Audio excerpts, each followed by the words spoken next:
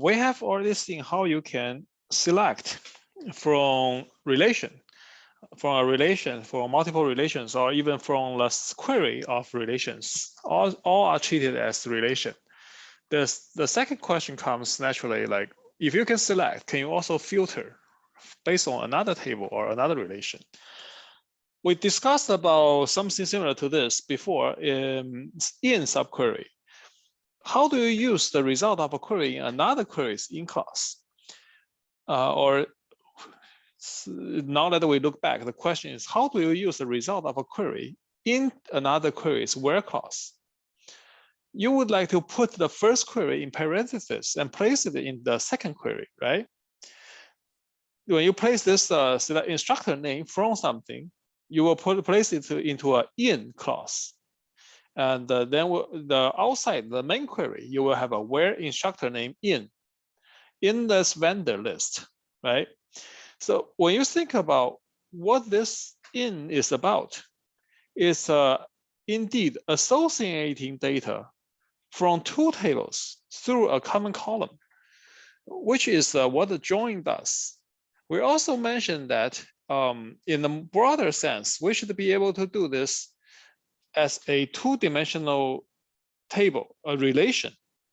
But Postgres has this issue that you can only associate two tables through one column, a common column. If you can, in other database, you will be able to do it through multiple columns, which basically forms the two-dimensional table. But in that scenario, it's still what join does, just that the join this time is joining on multiple tables, multiple columns. You are still associating data from two tables through some common columns, right? So in this session, when we discuss about filtering from another table, we will limit ourselves to only one table or one column. We are going to associate two tables through only one column. And this is basically a Postgres enhancement that it needs to do. Some other database will be able to support it, but this does not change the fundamental theory, theoretical condition, the theoretical consideration of what we are doing here. We are associating two relations through certain attributes, right? This is what we want to do. You can do that. We already see that we are still doing this through an in subquery. We can also do this through a join. You are joining two tables, course and the instructor, right? Originally, you are putting the instructor.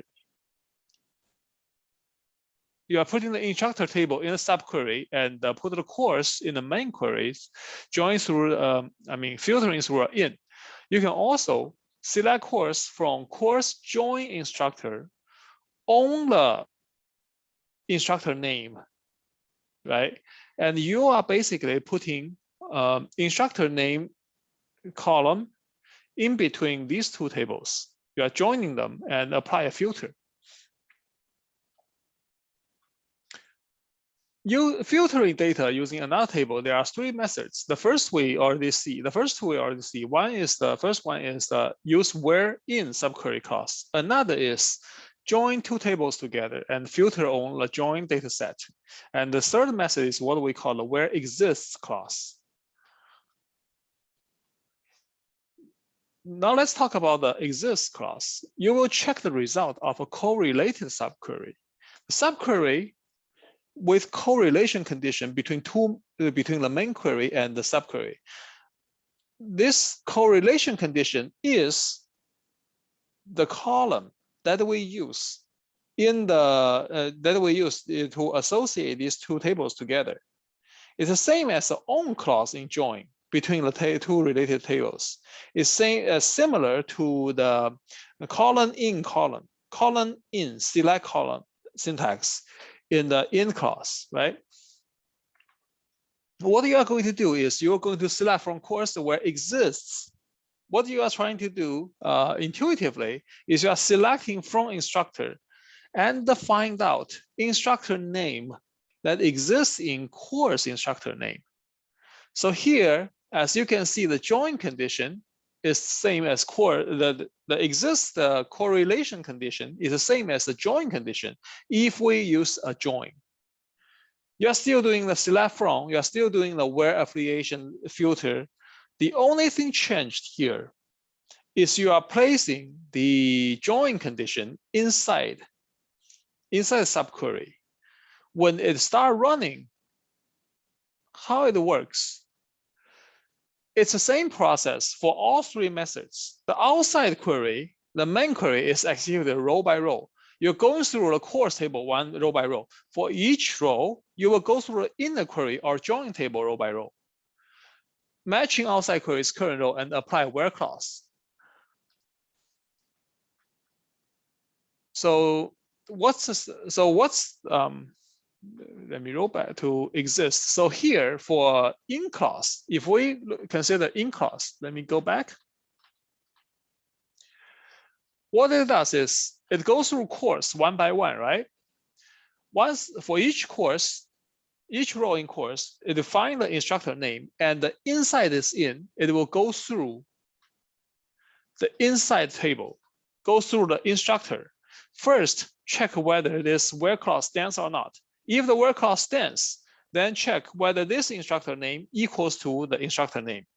And if whenever there's a match, then this where clause is a match, right? This is the in clause. You go through the outside table. For each row, you try this where clause. And for each row outside, you will test each row in the inside by applying this filter, by selecting out the column and see whether you can match these two or not. For join, it's about the same. You have a course, you go through each row in the course. For each row in the course, you go through each instructor name, each row in the instructor, and see whether these two are matched or not. Now, for exist, what you do is you still go through each row in the course. This is the same through all three methods. For each course, you will try to check whether you will go through the instructor table, each row again, and see if the current instructor row name equals to the outside instructor name, right? So this is how you do this filtering condition, this correlation condition do.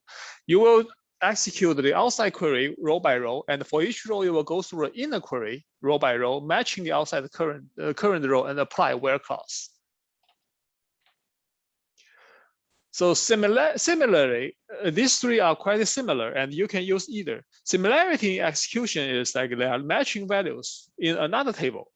So select contains information if your select need to select information from both tables, then you have to use a join. Otherwise, if yours select only from one main table, then you can all three of them. In most cases, if you can use in or exist, you can also use join. Now, which one is better? This is the question that you can debate forever. There used to be some differences, but in most cases, these are no longer valid. I think the performance really depends on the DBMS setup, not only the DBMS itself, but also how you set up your database. So usually you need to do a try and error to determine which one is the best. There's no fixed answer to this question.